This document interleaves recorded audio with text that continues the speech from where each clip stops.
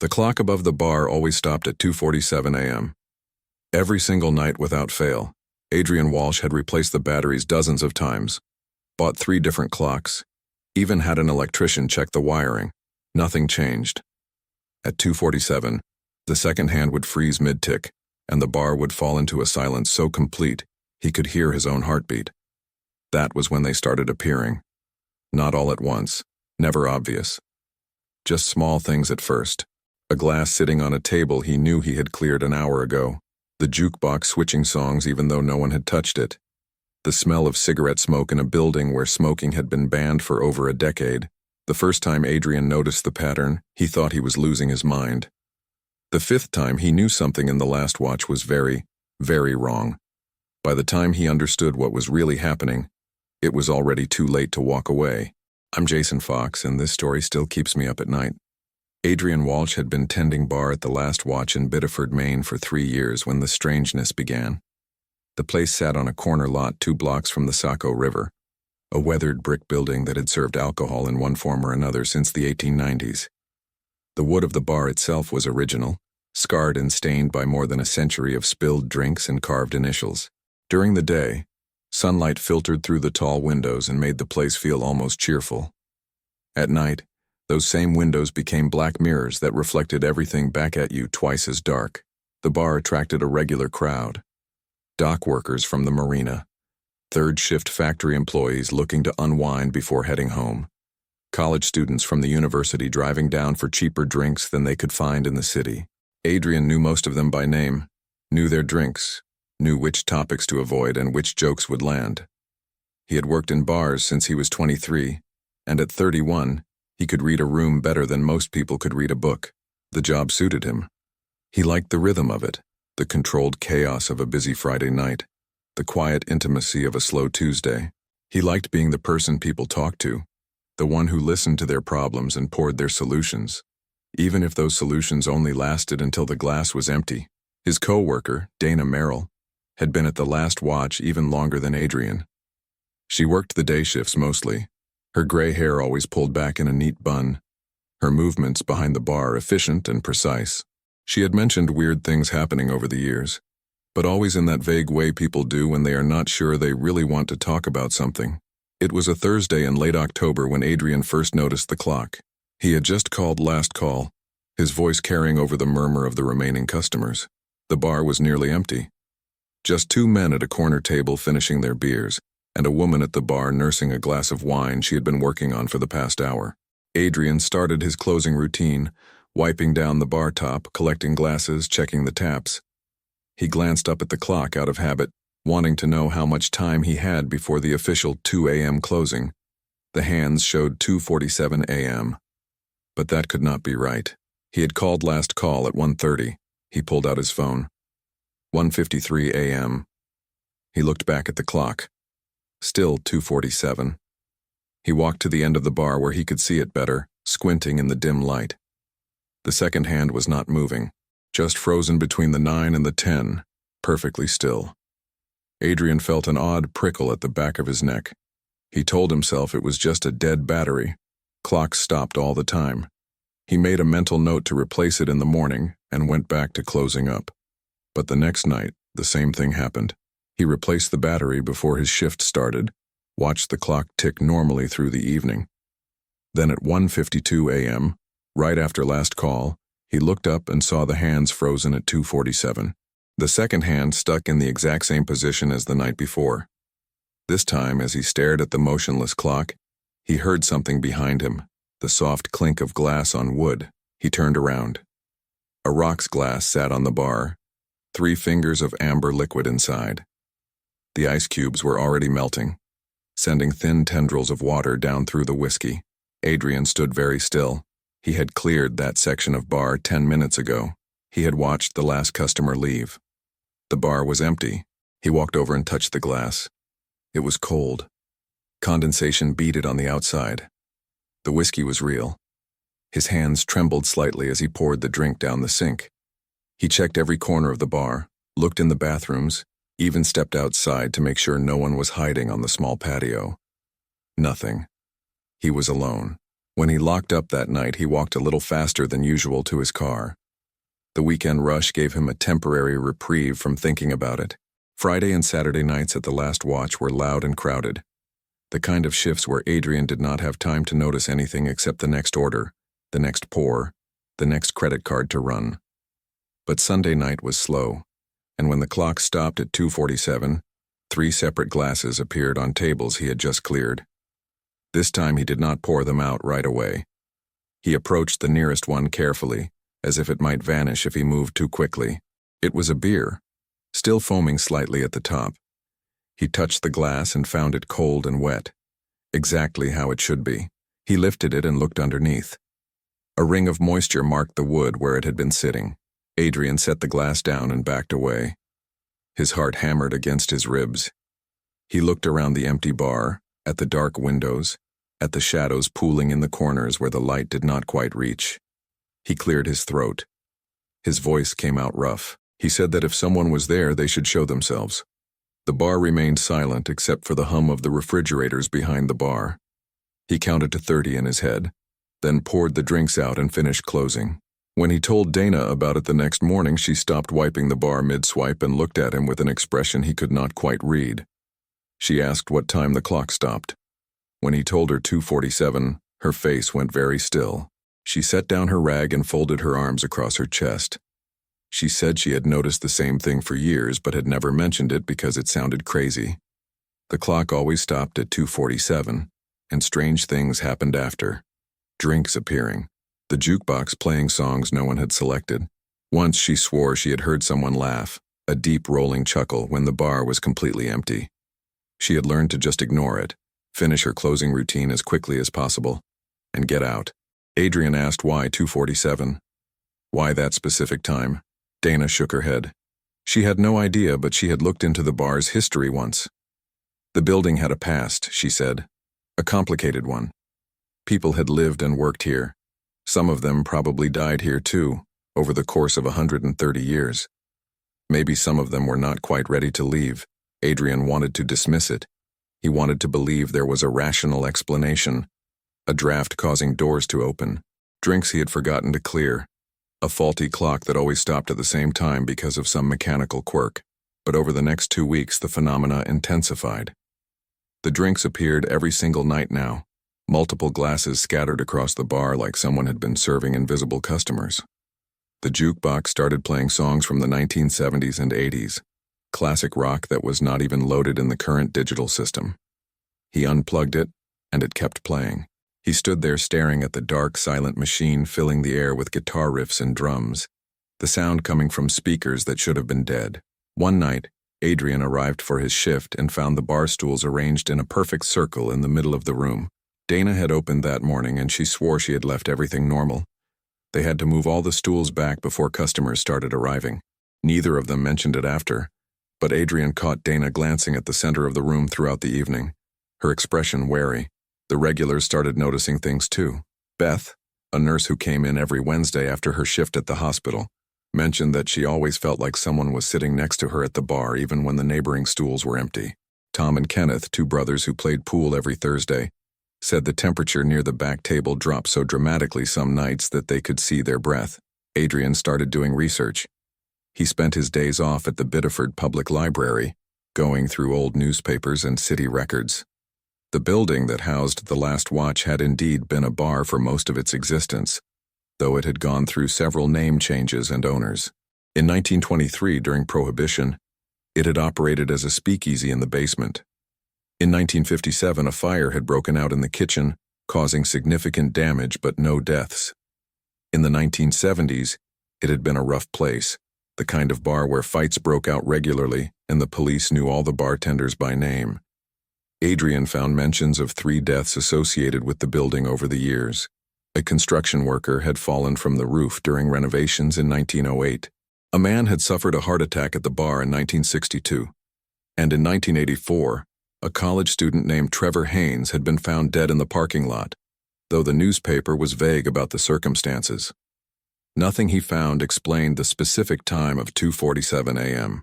Bars in Maine had to stop serving by 2:15 a.m. by law, and most closed their doors by 2:30. The time seemed random, disconnected from any historical event he could locate. Adrian kept digging, but the past was murky, full of gaps and half-told stories. Meanwhile, the present was becoming increasingly difficult to ignore. The phenomena were no longer confined to after last call.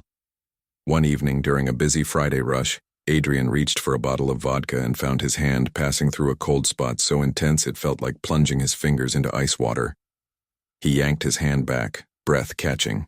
The customer waiting for the drink raised an eyebrow and asked if he was okay. Adrian nodded, smiled, and reached for the bottle again.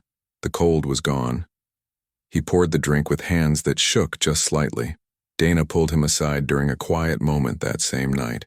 She told him she thought they should talk to Glenn, the owner of the Last Watch. Glenn Shepard was a businessman in his 60s who owned 3 bars in southern Maine. He stopped by once a month to check on things but otherwise left the daily operations to his staff. Dana thought Glenn might know more about the building's history, things that might not be in public records. Adrian agreed. They called Glenn the next morning and asked if he could come by. He arrived that afternoon, a tall man with silver hair and a perpetual expression of mild concern.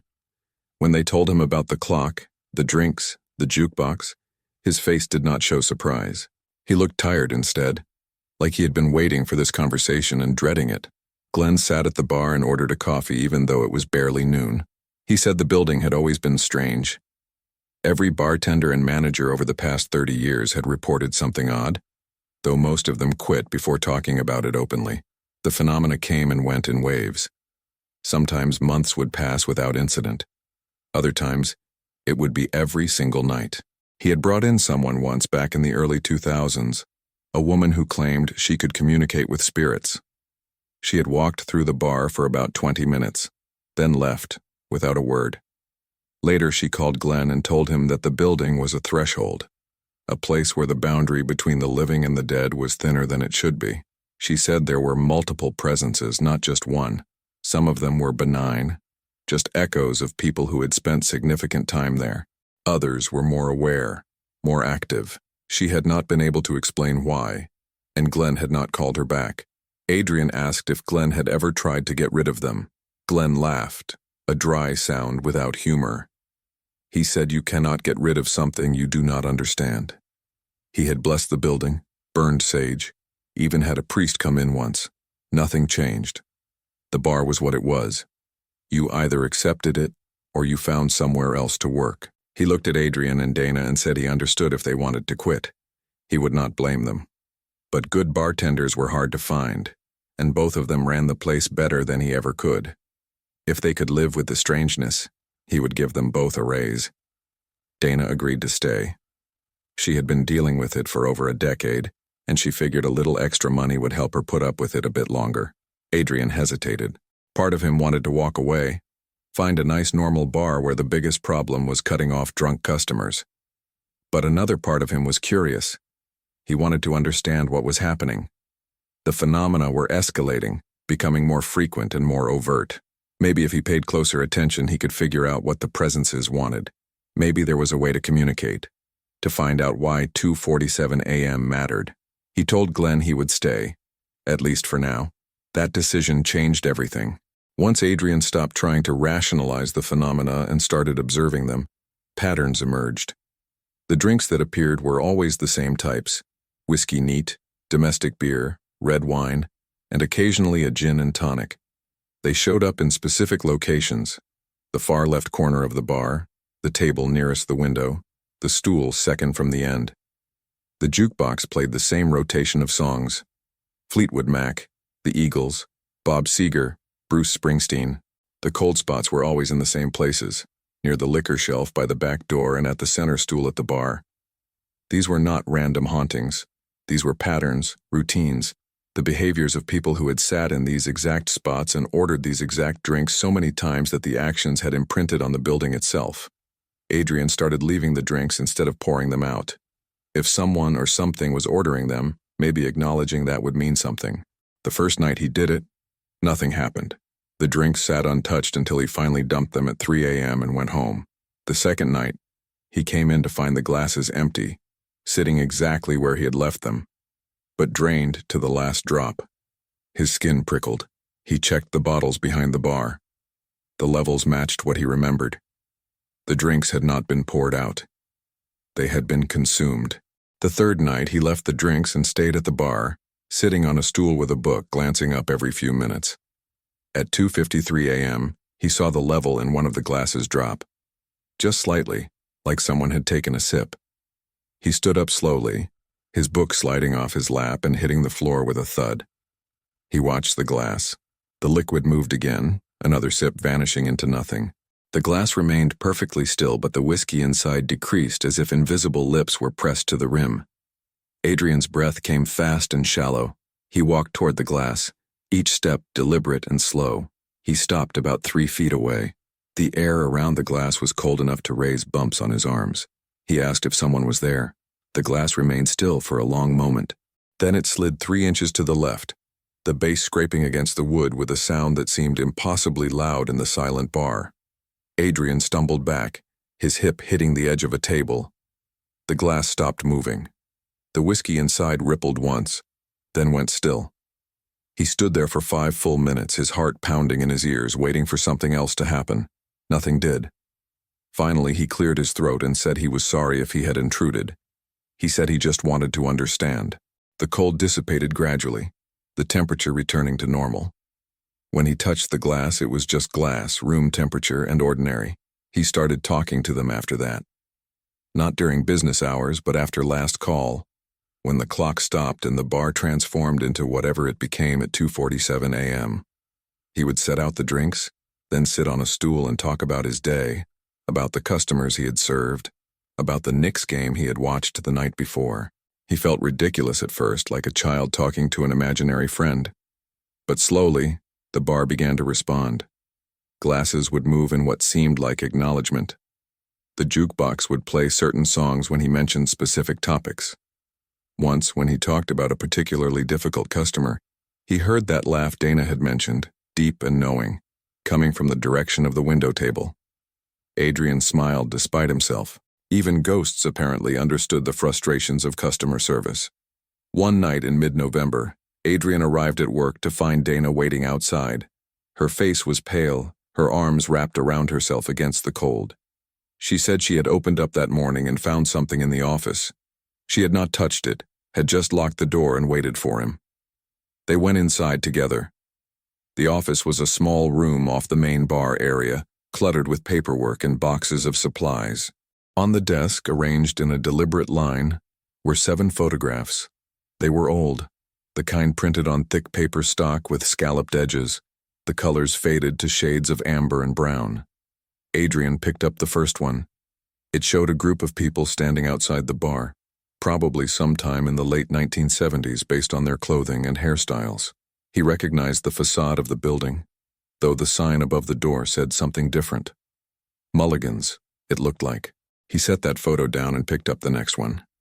This one showed the interior of the bar, also from the 1970s. The layout was almost identical to the current one, though the decor was dated. Adrian could see the same long bar, the same windows, the same general shape of the room. A group of people sat at a table, raising glasses toward the camera. Their faces were slightly blurred, caught mid-motion, but they looked happy. The third photo showed a young man standing behind the bar, probably in his early 20s, with shaggy dark hair and a wide smile. He wore a t-shirt with a band logo Adrian did not recognize. The fourth photo was similar, same man, same bar, but he looked older, late 20s maybe. The smile was still there, but something in his eyes looked tired. The next 3 photos were harder to look at.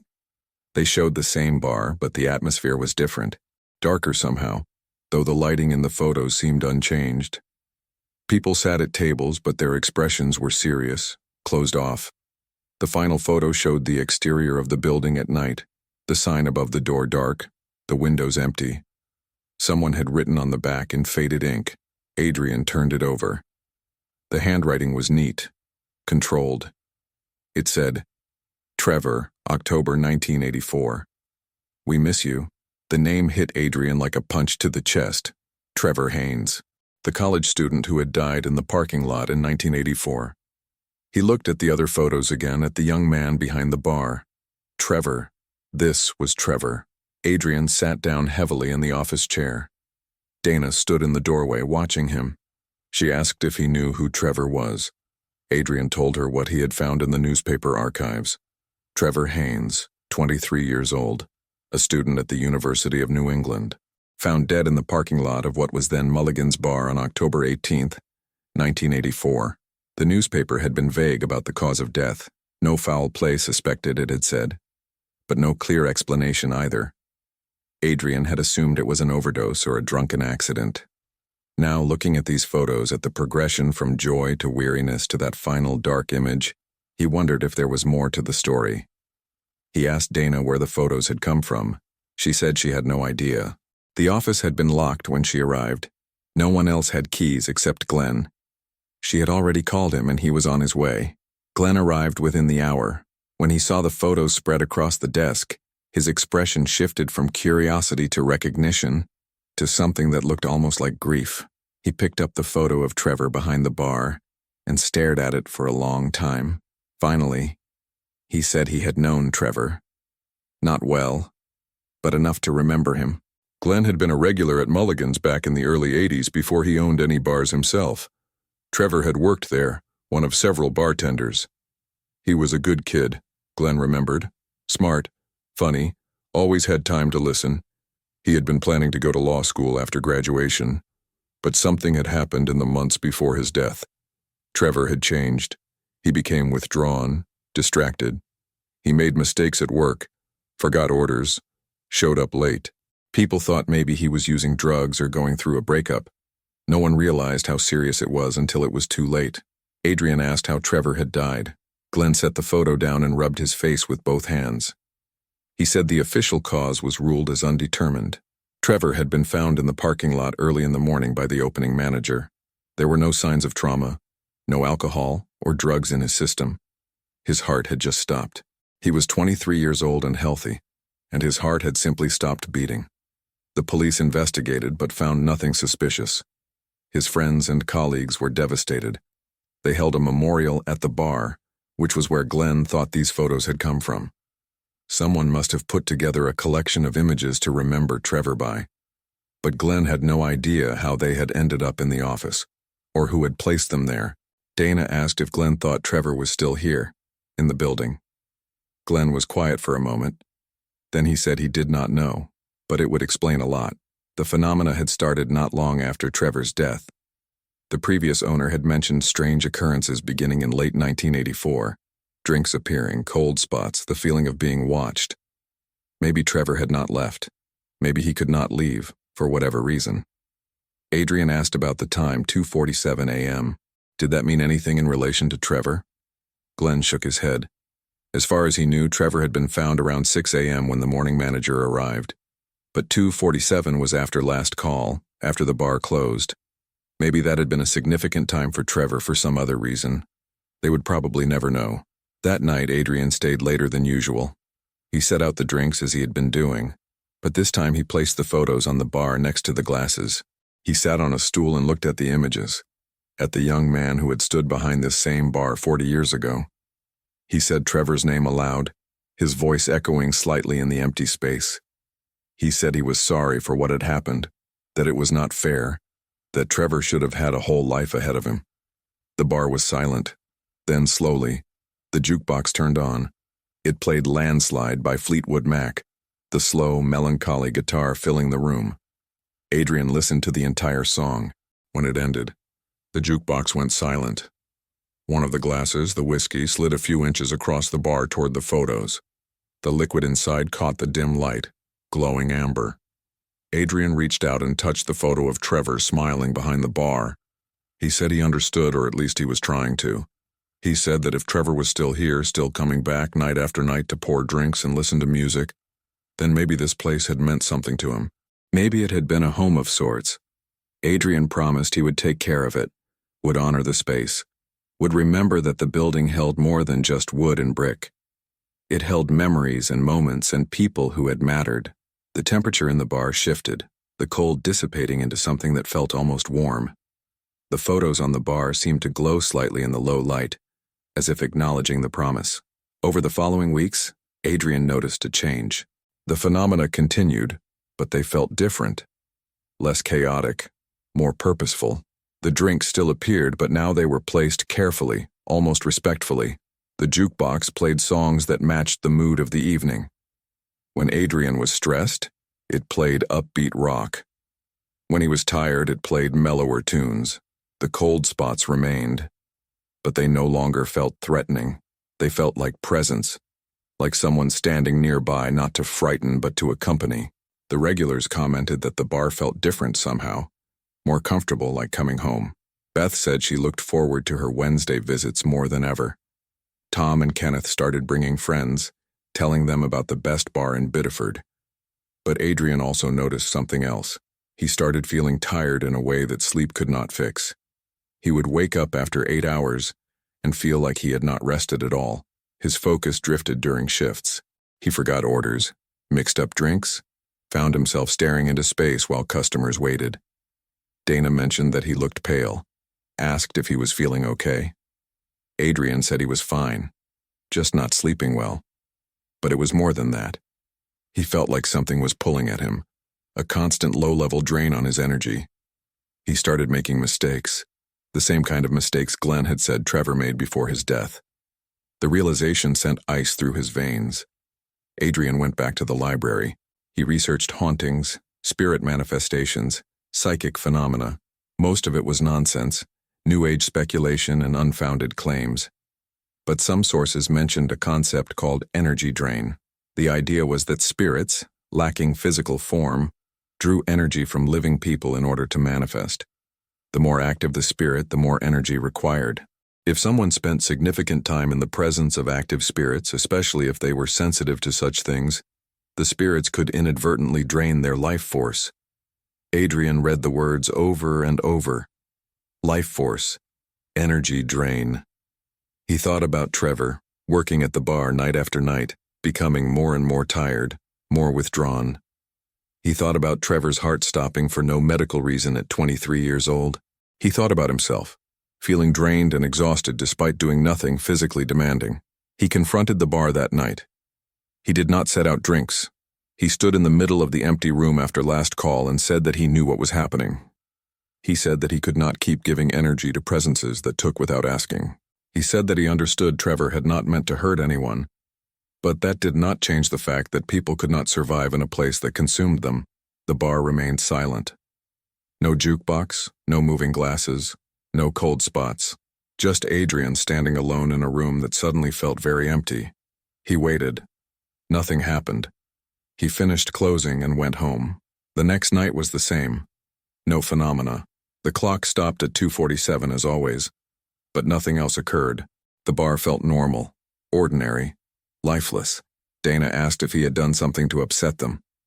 Adrian explained his theory about the energy drain, about what might have happened to Trevor. Dana listened, her expression thoughtful. She said she had worked there for 12 years and never felt drained. Adrian pointed out that she worked days when the presences seemed less active. He worked nights, closing shifts, the time when the boundary was thinnest. He was the one interacting with them, talking to them, acknowledging them. He had opened a channel, and energy was flowing through it in the wrong direction. Glenn came by at Adrian's request. Adrian explained everything, his research, his theory, his fear that the bar was dangerous in a way they had not fully understood. Glenn was quiet for a long time. Then he asked Adrian what he wanted to do. Adrian said he did not know. He did not want to quit, but he could not keep working in a place that was slowly consuming him. Glenn suggested they close the bar for a week, give Adrian time to recover and think. Maybe the presences would settle down if left alone. Maybe the energy would rebalance. Adrian agreed. The bar closed on a Monday morning. Glenn posted a sign saying they were closed for maintenance, would reopen the following Monday. Adrian spent the week away from the building, sleeping as much as he could, eating well, spending time outdoors. By Wednesday, he felt better. By Friday, he felt almost normal. The exhaustion lifted like fog burning off in sunlight. But he also felt guilty. He thought about Trevor, about a young man who had loved that bar enough to remain there even after death. He thought about the regulars who had come to rely on the place, on its strange, welcoming atmosphere. He thought about Dana, who had learned to coexist with the phenomena, who treated them like difficult but ultimately harmless roommates. On Sunday, Adrian went back to the bar alone. He let himself in with his key. The building was dark and quiet, the air stale from being closed up all week. He turned on the lights and walked through the space, looking at everything as if seeing it for the first time. The long wooden bar, worn smooth by decades of elbows and hands, the tables and chairs mismatched but somehow cohesive, the jukebox in the corner dark and silent, the clock on the wall, its hands showing the wrong time because he had not been there to reset it. This place mattered. It had mattered to Trevor. And it mattered to the people who came here now. But it could not matter more than Adrian's life, more than his health and safety. He sat at the bar and pulled out the photos Dana had saved. He looked at Trevor's smiling face and made a decision. He said aloud that he was willing to come back, willing to work and honor the space, but only if there were rules. He needed the presences to limit their manifestations, to stop draining energy from him. He needed to be able to live his life without being consumed by theirs. He said that if they could not agree to that, he would have to leave, and Glenn would probably sell the building and it would become something else, something that did not remember or care about the people who had come before. The bar remained silent. Adrian waited. At exactly 2:47 p.m., the clock on the wall started ticking again. The second hand moved smoothly around the face, marking time the way it was supposed to. Adrian watched it complete a full rotation, then another. The clock kept going. It did not stop. He returned to work the following Monday. The bar reopened to a crowd of regulars who had missed the place during its closure. Adrian poured drinks and told stories and listened to the familiar hum of conversation and laughter. When he called last call at 1:30 a.m., he felt the usual twinge of anticipation. The last customers left by 2:15. He started his closing routine. At 2:47, the clock kept ticking. No glasses appeared on empty tables. The jukebox stayed silent. The temperature remained steady and normal. Adrian felt a mix of relief and sadness. He had gotten what he asked for, but the bar felt diminished somehow, less than it had been. He locked up and went home, wondering if he had made a mistake. But the next night, something different happened. At exactly 2:47 a.m., a single glass appeared at the far left corner of the bar. Just one. A whiskey, neat. 2 fingers of amber liquid catching the light. Adrian walked over and looked at it. The glass was cold, the whiskey real. He smiled. He raised his own glass of water in a silent toast and said thank you.